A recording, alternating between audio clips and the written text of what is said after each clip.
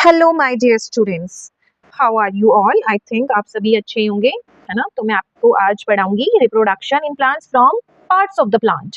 आई mean आप सबको पता होगा सीड से तो प्लांट ग्रो करते ही हैं, ये तो सबको ही पता है।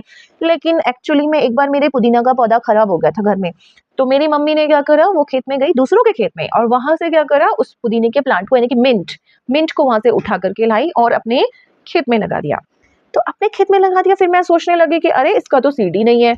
अच्छा, फिर मेरी मम्मी ने बताया कि ये जो मिंट का जो पौधा है ये विदाउट सीड भी लगता है, इसमें सीड दिखाई नहीं देते एक्चुअली में। तो मैंने बोला अरे ये कैसे हो सकता है, अभी तक तो मैंने पढ़ा था कि प्लांट में सिर्फ रिप्रोडक्शन जो है वो सीड से हो सकता है। तो उस दिन मुझे समझ में आया, ओहो, कि इसमें जो है रिप्रोडक्शन के लिए हम बाकी पार्ट से भी रिप्रोड्यूस करा सकते हैं। रिप्रोड्यूस का क्या मतलब होता है? टू प्रोड्यूस मोर, है ना, to produce like similar one, है ना। तो अब प्लांट के अदर देन सीड से नए प्लांट को प्रोड्यूस करना is known as vegetative propagation. ठीक है, it is known as vegetative propagation. Vegetative propagation अलग अलग तरीके से हो सकता है, through the help of root, stem और लीफ ऑफ द प्लांट। देखो, रूट के थ्रू भी हो सकता है, यस, स्टेम के थ्रू भी हो सकता है, और through the leaf of a plant. Okay, अब हम पढ़ते हैं वेजिटेटिव प्रोपगेशन थ्रू रूट्स। तो रूट्स के थ्रू यानी कि आप क्या करोगे, एक रूट को लेके आओगे और उस रूट को आप कहाँ लगा दोगे, खेत में लगा दोगे, और उससे फिर हमें मिलेगा नया प्लांट। यस, तो क्या आपको कुछ एग्जाम्पल याद है रूट के थ्रू जिससे आप रिप्रोड्यूस करा सकते हैं? ओके ओके ओके, तो आपको कहीं पोटैटो याद तो नहीं आ रहा? No, actually potato is wrong. Potato is wrong, potato stem है। Yes, potato is a stem my dear students, potato is a stem. और तो पोटैटो इज अ स्टेम, तो वेजिटेटिव प्रोपगेशन है, लेकिन वो किस में डालेंगे हम? थ्रू स्टेम में। तो अब कौन एग्जाम्पल बचा? Yes, we have carrot, we have sweet potato, we have radish. Radish यानी कि जो आपकी मूली होती है। हाँ, स्वीट पोटैटो वही जिसकी आप चाट खाते हैं मार्केट में, बहुत टेस्टी टेस्टी सी चाट मिलती है। तो कैरेट आप सभी जानते होंगे। तो इससे क्या बनता है, इसकी जो these are all the root part, है ना। जो आपका गाजर है, आपका मूली है, स्वीट पोटैटो, वो सब आपकी रूट्स होती हैं, है ना। सो ये जो रूट्स होती हैं, इन्हीं से क्या निकलती है, छोटे छोटे से टाइनी रूट्स निकलती हैं, और फिर से एक नया प्लांट ग्रो हो जाता है।